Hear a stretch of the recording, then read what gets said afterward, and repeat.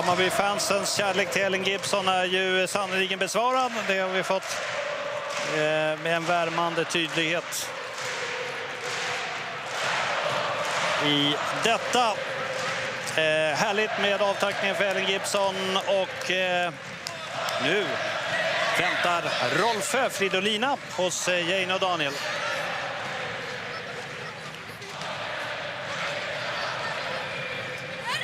Ja, en riktig trotjänare tackas av alltså. Fridolina Rolfö, vad säger du om den här publiken som Hammarby har? Helt otrolig. Vilken inramning idag. Vi njöt av att spela. Underhållande match och fantastiskt att vara här idag. Och 2 matcher nu på svensk mark, kort tid, både landslaget och med Barcelona här. Hur extra härligt har det varit för dig?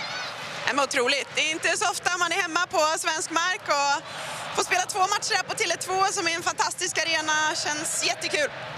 Vad säger du om kvällens match då, jämfört med ett fall framåt för Hammarby ändå, jämfört med matchen i Barcelona för Hammarbys del, där ni vann med så stora siffror? Eller vad tycker du är skillnaden? Ja, men 2 väldigt olika matchbilder skulle jag säga. Jag tycker den matchen på hemmaplan dominerade vi helt fullständigt och hade väldigt mycket ytor. Nu hade de en annan matchplan, spelade med 5-backslinje och stängde mer ytor, men jag tycker att vi kom inte riktigt till vår rätt idag. Hade önskat mer från vårt spel idag, men samtidigt vinner vi med 3-0 och vi kvalificerade oss, så att vi är nöjda med det också. Vad är det speciellt du tycker att ni skulle kunna gjort bättre mot det här ändå låga, kompakta Hammarby? Jag skulle säga att vi behöver få mer, vårt innermittfält är en av våra starkaste lagdelar. Vi behöver få dem mer involverade och därifrån hitta avgörande passningar. Det blir lite att vi försöker ta oss runt på kanterna, men det är stängt där i och med att de är en lång backlinje. Så att jag hade velat se mer öppnande passningar centralt och därifrån att vi hotar. Det saknar jag idag.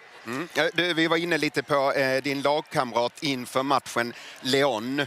Hur är det att spela med en så skicklig mittback som ändå trär igenom bollar med sån akutaress, alltså att hon är så fantastisk? Hur känns det att spela med så bra spelare?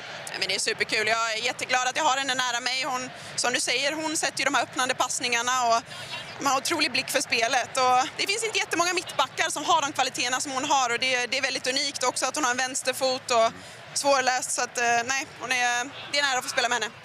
Och nu väntar jag alltså gruppfinal mot Manchester City. Vad ser du framför dig?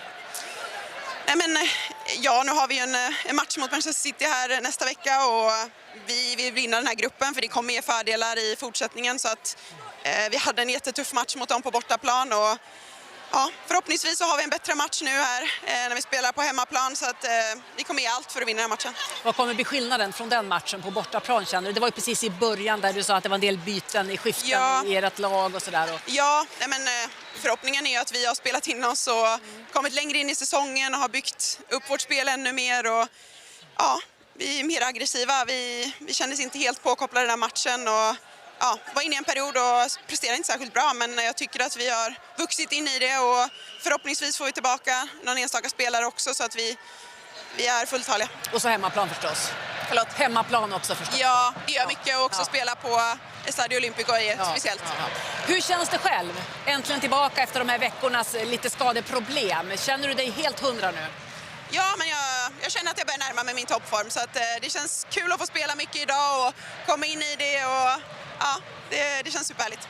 Vi kommer att följa er vägen framåt. Lycka till och tack för besöket här. Tusen tack. Tack. Tack. Fridolina Rolfö, hur mycket betyder hon för detta Barcelona? Nej, men hon är ju stabil, och inte minst bakåt. Det är så många spelare i det här Barcelona som är kreativa framåt. Här behöver hon inte vara lika offensivt hot som hon är i Sverige när hon spelar med landslaget. Så det är klart att här kanske hon mer fokuserar på att stänga defensivt, och gör ju det väldigt, väldigt bra. Så att hon gör väl en helt okej insats här idag utan att kanske glänsa. Men som hon var inne på är ju på väg att stegra formen, varit borta ett tag, så att allt sitter ju inte helt klockrent än. Ser du Barcelona som titelförsvarare? Absolut. Självklart, är ingenting att snacka om. Sen så kan jag absolut känna att de har både 1 och 2 växlar till än vad de visade idag. Nu kliver man in i den här matchen, gör det som krävs på en bortamatch.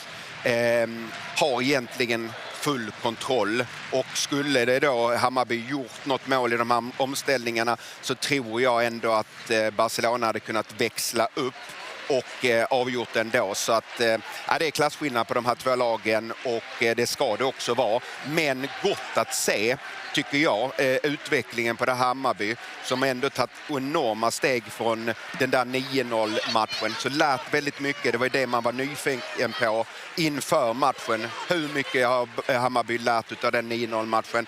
Jag skulle säga att de lärde sig väldigt, väldigt mycket till denna matchen. Barcelona och Manchester City alltså i gruppfinal i den där sista gruppspelsomgången.